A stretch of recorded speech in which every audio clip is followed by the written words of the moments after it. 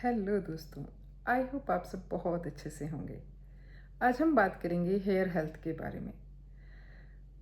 हमारी hair health के बारे में सबसे ज़रूरी क्या है? क्या है ऐसी चीज़, कौन सा है वो ऐसा ज़रूरी तेल जो हमारे बालों के लिए ज़रूरी है, उनकी हेल्थ के लिए ज़रूरी है, जिससे उनकी ग्रोथ, शाइनिंग और थिकनेस पर फ़र्क पड़ता है। कौन सा तेल सबसे ज़रूरी है?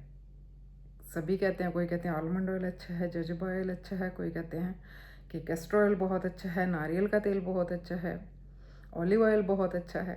सभी तेल अपनी जगह सही हैं। टाइम टाइम पे इनकी मसाज करते रहना चाहिए। सभी तेलों को मिक्स करके एक तेल भी बनाया जा सकता है, लेकिन हमारी स्कैल्प के लिए जो तेल सबसे ज़्यादा ज़रूरी है वो हमारी स्कैल्प खुद ही प्रोड्यूस करती है। हमारी स्कैल्प के ऊपर जो नेचुरल ऑयल है ना, वो हमारे बालों के लिए सबसे ज़्यादा ज़रूरी है और हम उसी का ही ख्याल नहीं रखते। बार बार शैम्पू करने से वो नेचुरल ऑयल निकल जाता है जो हमारी हेयर हेल्थ के लिए सबसे ज़्यादा ज़रूरी है। उसको बचा कर रखने के लिए हमें क्या करना होगा? आपको वीक में एक बार ही शैम्पू करना चाहिए। अगर आप बहुत ही गंदे से एनवायरनमेंट में रहते हैं, बहुत पोल्यूटेड एनवायरनमेंट में रहते हैं, तो आप 2 बार शैम्पू कर सकते हैं। लेकिन हर तीसरे दिन शैम्पू करना आपकी हेयर हेल्थ के लिए सही नहीं है।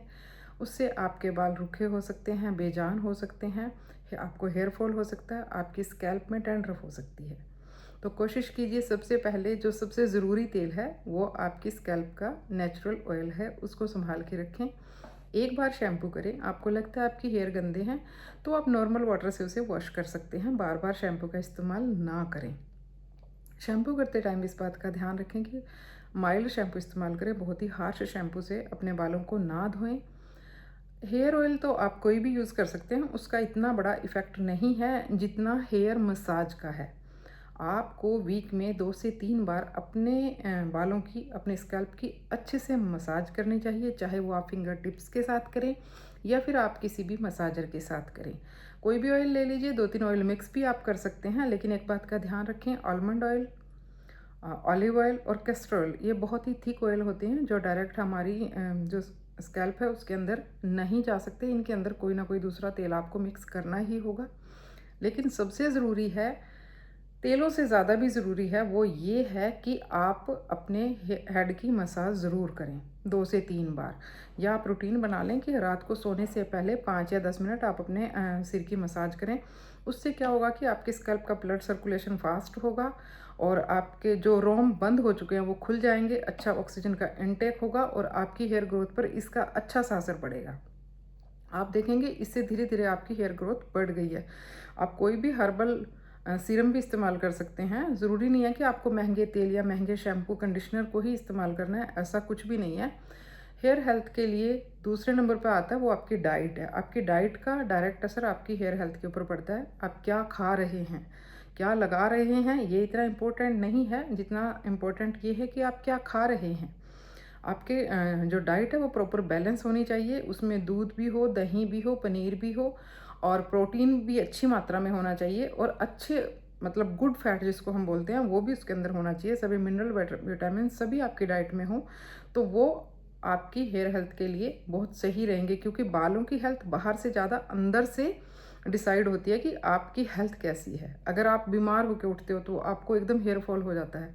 आपने देखा होगा प्रेगनेंसी के टाइम पे या डिलीवरी के बाद फीमेल्स में हेयर फॉल होना शुरू हो जाता है।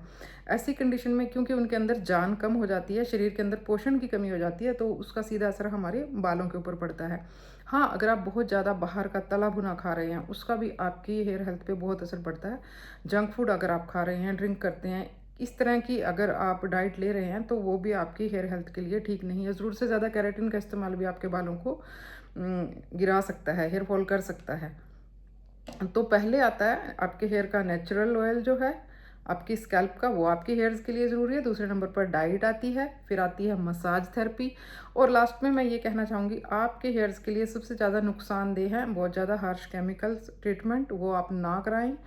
उसके कॉस्मेटिक ट्रीटमेंट हेयर्स के लिए आते हैं, वो भी कम से कम कराएं। और फिर आप अपने बालों पे अगर हीट का इस्तेमाल रेगुलर बेसिस पे करते हैं तो वो भी बंद कर दें, क्योंकि आपकी स्कैल्प को डैमेज करने में, उसके आपकी हेयर रूट को डैमेज करने में हीट का बहुत बड़ा हाथ है। तो हीट अगर आप दे रहे हैं, आप ड्रायर का इस्तेमाल अपने बालों में करते हैं तो ओकेजनली करें, उसको रूटीन में ना करें, क्योंकि वो आपकी हेयर फॉल की समस्या को बढ़ा सकता है। धीरे धीरे आपके बाल गिरने लगेंगे और आपका सर खाली होना शुरू हो जाएगा, क्योंकि सबसे बड़ा दुश्मन हीट है हमारे बालों की। तो कोशिश कीजिए कि हीट का इस्तेमाल कम से कम करें। हाँ, केमिकल प्रोसीजर अगर आप अपने हेयर्स के लिए लेते हैं तो कोशिश कीजिए कि थोड़ा गैप रखें उसमें, फ्रिक्वेंटली ना लें, क्योंकि जितना ज़्यादा आप केमिकल ट्रीटमेंट लेते हैं वो आपकी स्किन को अंदर तक डैमेज करता है। बालों को तो डैमेज करता ही है, क्योंकि उसके रिजल्ट जो वो इंस्टेंट नहीं आते, कुछ टाइम के बाद वो रिजल्ट दिखाई देते हैं, लेकिन एक रूटीन सा ही बन जाता है उनको लेने का। हेयर कलर के लिए भी मैं आपको यही कहूँगी कि अमोनिया फ्री कलर आप इस्तेमाल कर सकते हैं, लेकिन अगर आप मेहंदी या फिर आंवले का पाउडर इस तरह से अगर कोई आप हेयर कलर तैयार करते हैं तो उसमें एक बात का ध्यान रखें कि आंवले का पाउडर भी आपको नेचुरल प्योर मिलना चाहिए, और मेहंदी भी, क्योंकि मेहंदी में बहुत तरह की मिलावट है मार्केट में, उसको इस्तेमाल करने से आपके बाल और भी ज़्यादा रूखे और डैमेज हो सकते हैं। तो थोड़ी थोड़ी बातों का ख्याल रखिए, आप अपनी हेयर हेल्थ को इम्प्रूव कर सकते हैं, लेकिन मेन बात है आप डाइट का ध्यान रखें और अपने बालों की साफ़ सफाई का ध्यान रखें, क्योंकि डैंड्रफ आपके बालों की जड़ों को कमज़ोर कर देती है। कोशिश करें कि उनको क्लीन रखें, बहुत ज़्यादा शैम्पू का इस्तेमाल ना करें, नॉर्मल पानी से भी आप अपने बालों को धो सकते हैं। सफाई का ध्यान रखें, अच्छी डाइट लें, खुश रहें और अपने बालों का अच्छे से ख्याल रखें। तो ऐसा हो ही नहीं सकता कि आपका हेयर फॉल हो।